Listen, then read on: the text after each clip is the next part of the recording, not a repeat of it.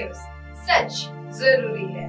नमस्कार दर्शकों, ये है एमएनएस न्यूज नेटवर्क और आप देख रहे हैं एमएनएस न्यूज टीवी में। हूँ आपके साथ शुभांगी। तो आइए देखते हैं आज की कुछ खास खबरें।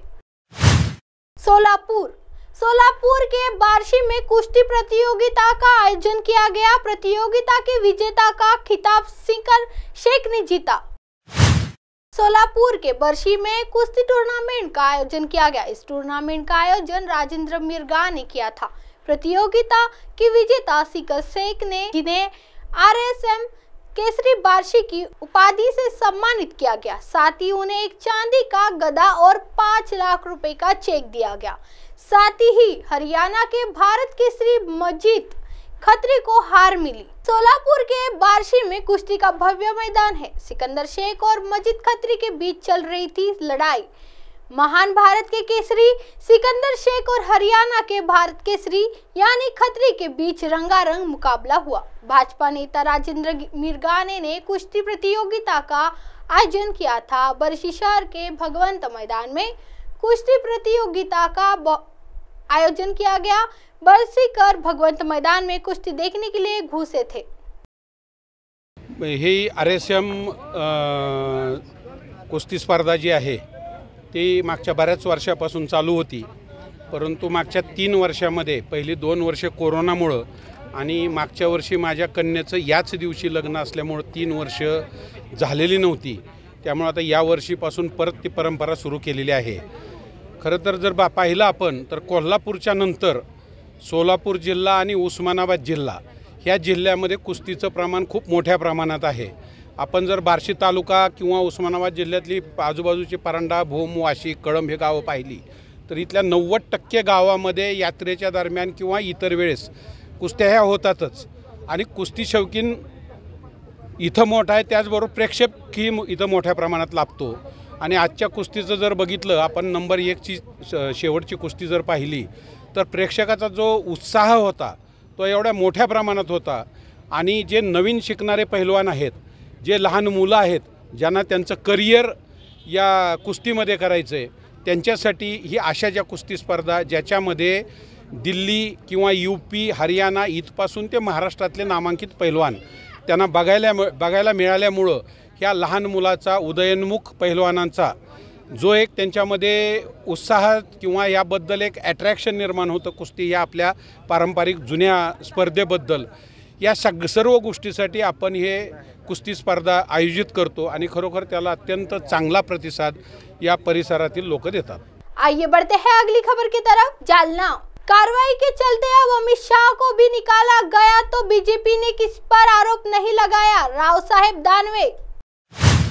केंद्रीय रेल राज्य मंत्री राव साहेब दानवे ने प्रतिक्रिया व्यक्त की है कि NCC ED को जयंत पताल के साथ कुछ मिला है और वही उसकी जांच करी। दानवे जालना जिले के अबाद में एक कार्यक्रम के बाद पत्रकारों से बातचीत कर रहे थे। ED के NCP के प्रदेश अध्यक्ष जयंत पाटिल की जांच कर रही है, लेकिन ED या CBI स्वास्थ्य संस्थाएं है और सरकार इनका इस्तेमाल नहीं करती।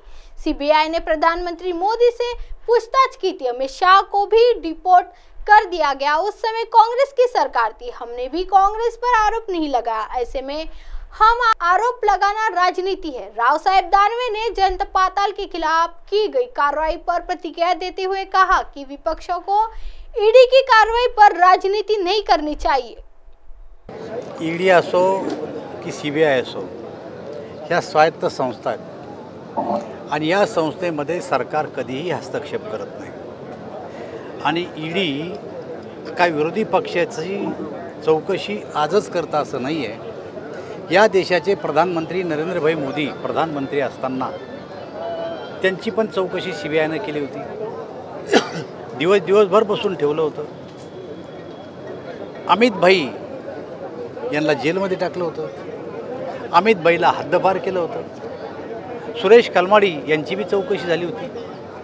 लालू प्रसाद यादव यांना सुद्धा जेलमध्ये जावं लागलं।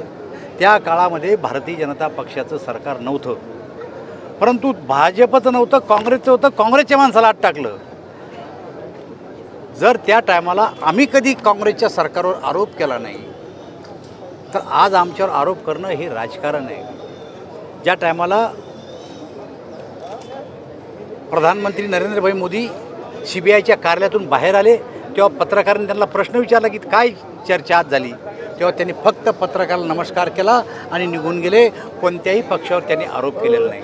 आइए बढ़ते हैं अगली खबर की तरफ। संभाजीनगर बुआई से पहले सरकार किसानों को 10,000 रुपए देने की मांग को लेकर किसान जागर रैली। मराठवाड़ा में किसानों को बुआई से पहले 1,000 रुपए की एक मुश्त सब्सिडी दी जानी चाहिए। इसी मांग को लेकर युवा शेतकरी संघर्ष समिति की ओर से आज शहर में कांति चौक के छत्रपति शिवाजी महाराज को नमन करते हुए सभायुक्त कार्यालय तक जागर रैली निकाली गई। इन सभी युवा किसानों ने कमिश्नर सुनील केंद्रेकर को फूल मालाएं देकर सम्मानित किया। मराठवाड़ा के किसानों को भी 10-10 हजार रुपए देने की मांग की गई है। पेरणीच्या वेळी मराठवाड्यातील शेतकऱ्यांना त्या ठिकाणी 10,000 रुपयाचं मदत झाली पाहिजे, म्हणजे त्यांना आत्महत्यापासून त्या ठिकाणी प्रवृत्त केला जाईल अशा संदर्भातला अहवाल आणि प्रस्ताव त्यांनी सरकारकडे पाठवला आणि हा प्रस्ताव त्या ठिकाणी शासनाने तात्काळ मंजूर करावा या दृष्टिकोनातून प्रातिनिधिक स्वरूपामध्ये 51 गावांचे ग्रामपंचायतीचे ठराव आम्ही केंद्रेकर साहेबांना पाठिंब्यासाठी दिलेले आहेत आणि त्यांचा सत्कार सन्मान त्या ठिकाणी करून युवा शेतकरी संघर्ष समितीने त्या ठिकाणी शेतकऱ्यांना न्याय मिळावा, शेतकऱ्यांना आधार मिळावा, याच पेरणीच्या वेळी सरकारने हा निर्णय मान्य करून शेतकऱ्यांना दिलासा देण्याचं काम केंद्रेकर साहेबांच्या या प्रस्तावामुळे होईल, म्हणून केंद्रेकर साहेबांचा सत्कार या ठिकाणी करण्यासाठी आम्ही आलेलो आहोत। अब आप हमारे चैनल को आपके मोबाइल पर भी देख सकते हैं। मोबाइल ऐप पर देखने के लिए play store MS News T आज डाउनलोड करें। इंस्टा, ट्विटर, हाईकुक, फेसबुक और कई सोशल मीडिया के प्लेटफॉर्म पर हमारा चैनल उपलब्ध है। आप इसे यूट्यूब पर भी देख सकते हैं। आप हमारे चैनल को लाइव भी देख सकते हैं www.msnewst.com पर। फिलहाल वक्त तो चला दर्शकों ब्रेक का। ब्रेक से लौटने के बाद देखिएगा देश और दुनिया की तमाम खबरें। बनी रही MS News T पर। नमस्कार।